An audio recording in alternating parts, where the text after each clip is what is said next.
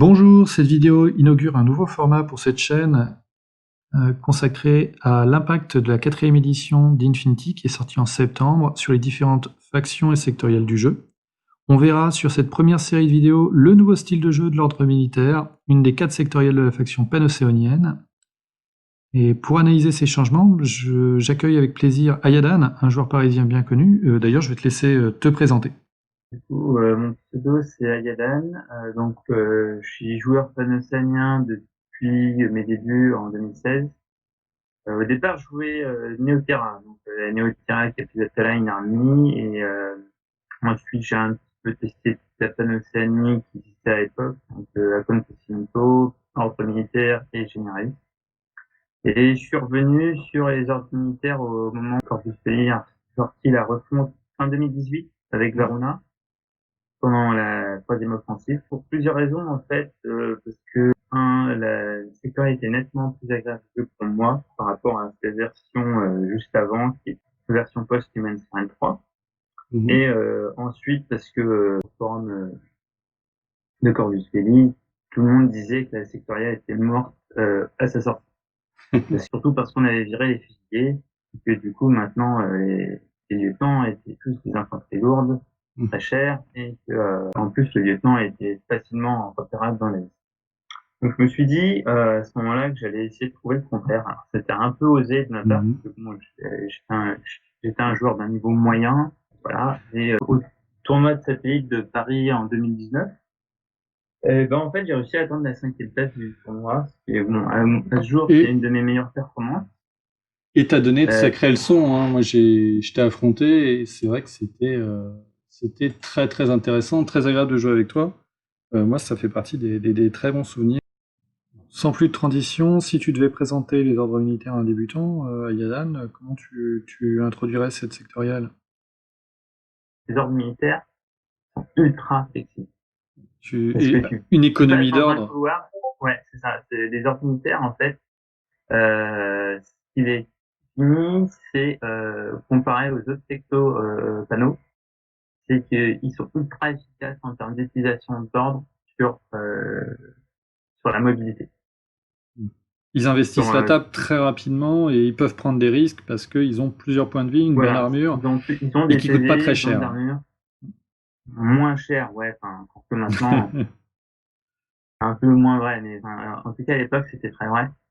En termes de règles, la N4, parmi toutes les règles, les nouvelles règles ou les évolutions, les simplifications de règles de la N4, laquelle est la plus impactante pour toi pour les joueurs qui connaîtraient l'ordre militaire et qui voudraient les jouer en N4? Pour moi, c'est le changement du critique. D'accord.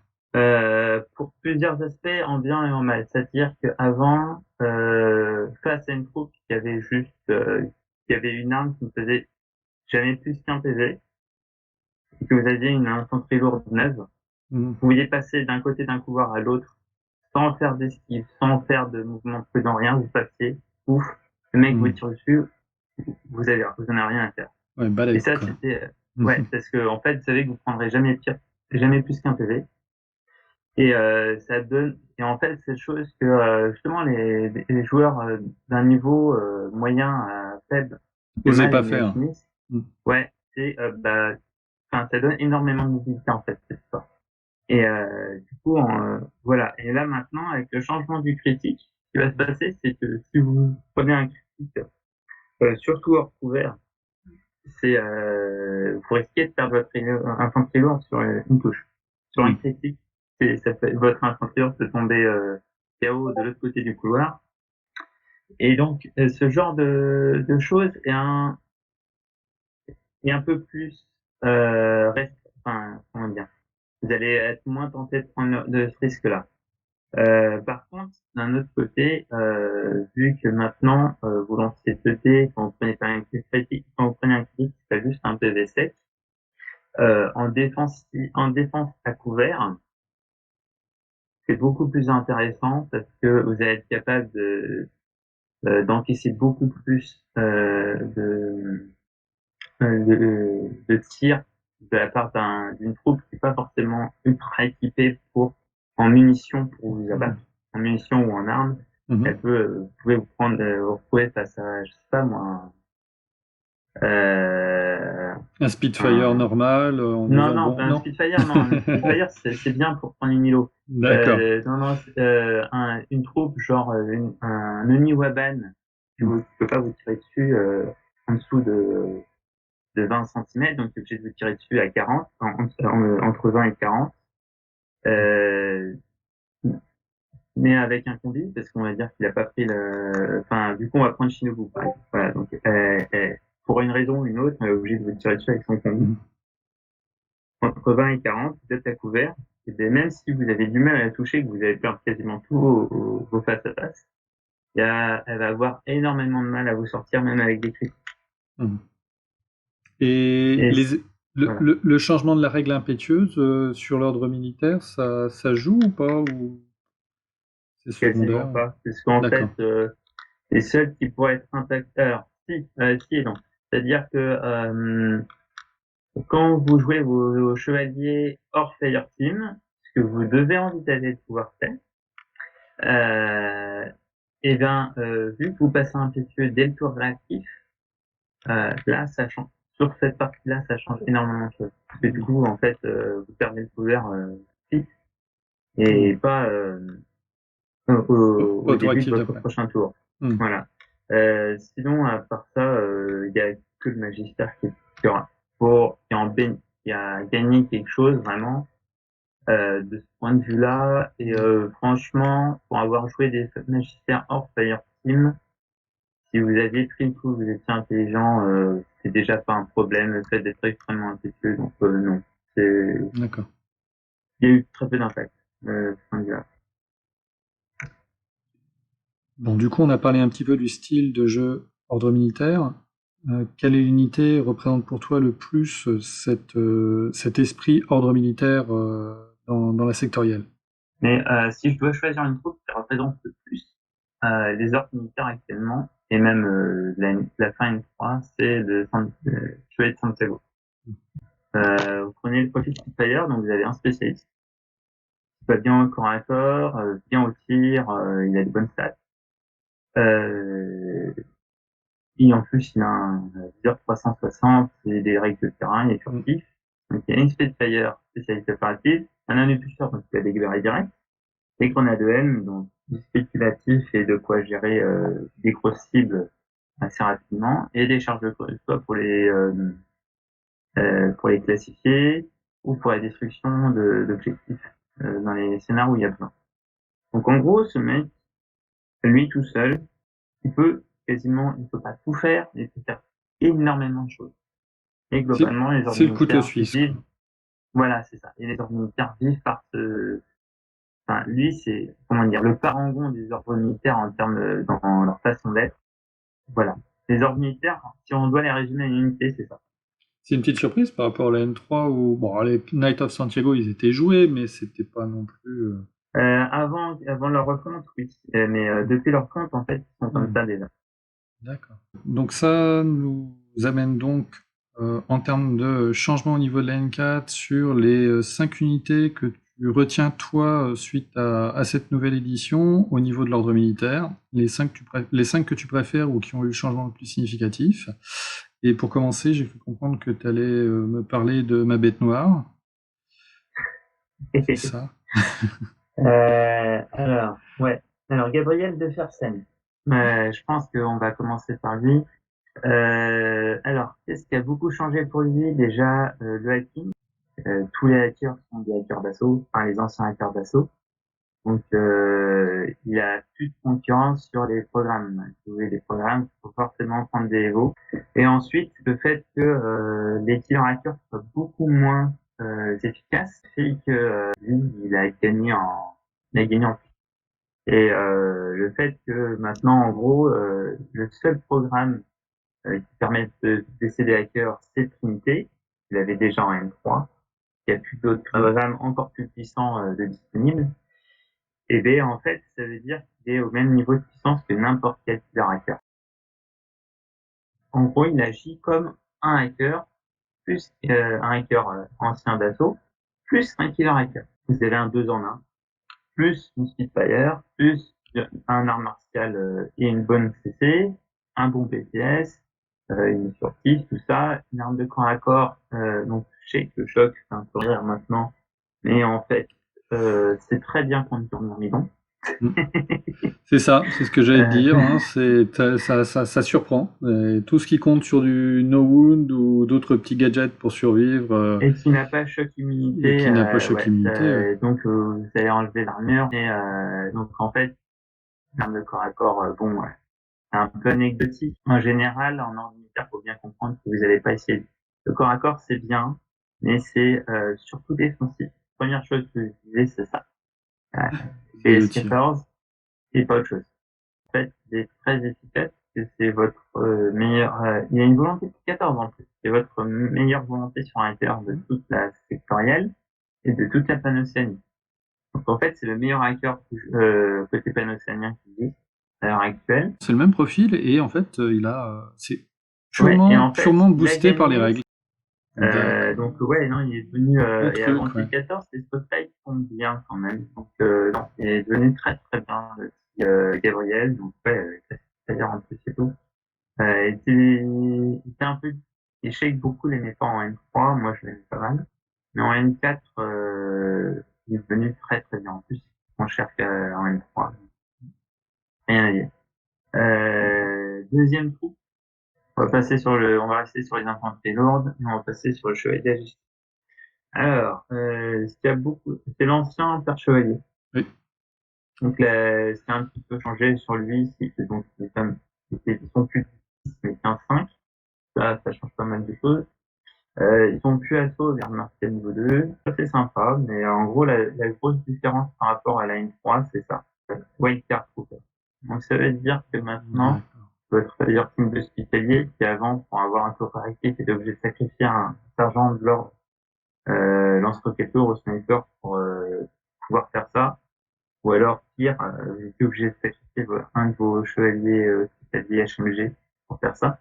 Et bien là, maintenant, vous pouvez payer juste un assistance missile Hmm. et il fera votre Dora. Très bien. Donc, c'est une ligne très résistante dans une fire team très résistante. Il y a des médecins. C'est, voilà. C'est juste ça, déjà, c'est très fort. Et après, le fait qu'il soit wildcard avec un tas de profils intéressants, ça lui permet de se mettre en fire team avec un peu de tir, ce qui est pas rien. Et sinon, bah, vous pouvez le mettre en fire team avec Jeanne d'Arc, euh, plutôt la V2. Donc vous prenez le hacker ou l'observateur Hmm. d'artillerie et puis elle l'emmènera là où il faut. Mhm. Ou vous le mettez en fire team duo avec un chevalier de Santiago, ou vous Hmm. pouvez même le mettre en fire team avec soit un hospitalier, soit un infirmier. Enfin, voilà, il y a du choix. Ensuite, on va passer un peu plus ici. Donc, bah, le Tibalang, c'est le Tibalang de Montessa. Donc, son petit changement, en fait, surtout, qui coûte moins cher qu'en M3. En M3, c'était 90 points. Et là, Là, maintenant, il a 68 points. Il rentre très bien dans les hits. Il est très efficace parce que la HMGAT, c'est la seule troupe de Tibalang de Montessa d'avoir une munition AP sur une arme à haute rafale. Donc, en gros, c'est votre meilleure option anti-char. Voilà. qui dame le pion au Séraph, finalement, en termes d'utilité, quoi. Bah non, en fait, le Seraph il était moins bon en anti-char il a toujours été moins bon que Oui. le Tibalan qui demandait ça. Par contre, le Seraph, lui, c'est plus une troupe, enfin, c'est un tag d'assaut. Hmm. La version HMG, c'est bien dans le cas où vous pensez que vous n'allez pas affronter de tag, vous allez juste devoir affronter des silos et dans ce cas-là, la HMG suffit. Et en plus, du coup, il a un peu plus multifonction, le Seraph. Alors que le Tibalang, par rapport, c'est pas Ouais. ça, hein. Le Timbaland, c'est une très bonne machine d'appui, alors que Seraph peut faire plus de choses tout seul. Ensuite, on va passer au Trinitaire. Alors, Trinitaire, c'est une nouvelle unité qui est apparue, qui est spécifique aux ordres militaires, donc elle existe nulle part ailleurs en Panocéanie. Et en fait, ce sont les anciens sergents CTO. Les fameux spécialistes qui étaient dedans mais dehors. Ils étaient dans le profil mais à part.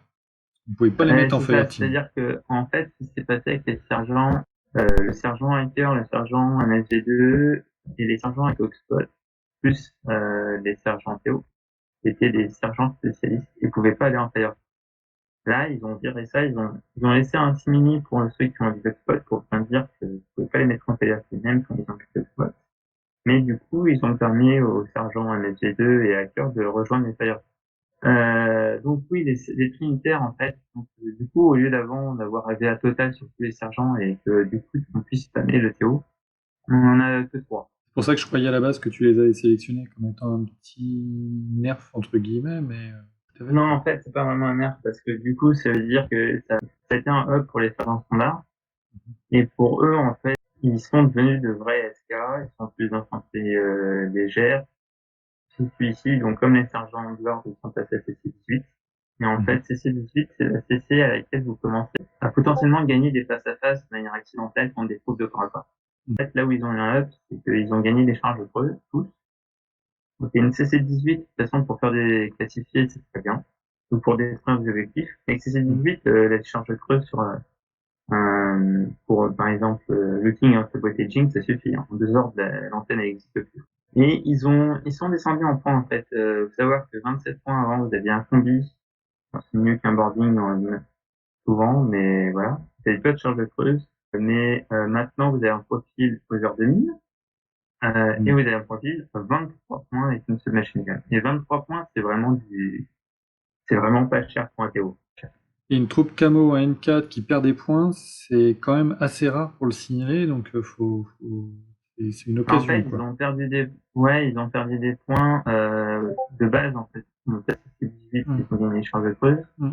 Et ensuite, deuxièmement, là, ils ont échangé dans ce cas-là le combi pour une mitraillette. Mm. Et du coup, vu que la mitraillette coûte moins cher que le combi, voilà. Mm. Bon, par contre, pour avoir essayé, comparé au combi, en fait, vous sentez aussi comment dire, que vous êtes sur un SMG parce que dès que vous tirez au-delà de 20 cm, ça commence à devenir difficile pour gagner face à face. Et du coup, la dernière troupe que je vais mettre en avant, en N3, quand ils sont arrivés, ils avaient rien. C'est-à-dire que quand ils avaient ça, ils avaient pas d'encadré pour les fireteams. Du coup, en fait, ils servaient à rien. Là, maintenant, c'est plus du tout la même. En fait, maintenant, donc, ils peuvent être dans n'importe quel fireteam, sauf la grosse fireteam de Jeanne. Jeanne et les hospitaliers. Et du coup, en fait, ce gars-là vous permet d'avoir un médecin dans n'importe quel fire team. Un des aspects des nouveaux ordinateurs, c'est que vous avez plus d'excuses pour ne pas avoir de médecin pour soigner vos séances anti-lourdes. Mm. Voilà. Et donc voilà, pour les 5 unités, je pense qu'il Ça, on a le compte, faut c'est bien. penser Faut penser à les embarquer, effectivement. Ouais. Ouais. Non, c'est intéressant. Alors vraiment que je me méfie la prochaine fois que je joue contre l'ordre militaire. Ouais, Parce ils ont, que... en fait, ils ont beaucoup de, c'est un amoncellement de d'astuces et de petits, comment dire, euh, de petites fonctionnalités qu'ils ont, qui s'additionnent et qui donnent à la fin un avantage assez impactant. Mais il faut penser à les prendre. C'est pour ça Mm. que j'ai décidé plutôt de mettre ça en avant plutôt que Mm. des profils de bourrin. Parce que on pense rarement au support, mais en fait, en ordre militaire, c'est le support qui est vachement impressionnant par rapport au Tabaruna ou Solarine, où c'est plutôt Mm. la puissance de feu qui est impressionnante. Très bien. Ouais. Bon, ce sera tout pour cette vidéo. On se retrouvera sur une deuxième vidéo ordre militaire afin de discuter autour d'une liste d'armées N3 et de ce que ça donne une fois qu'on la passe en N4, hein, ainsi que son déploiement avec des conseils à Yadan. Allez, à bientôt.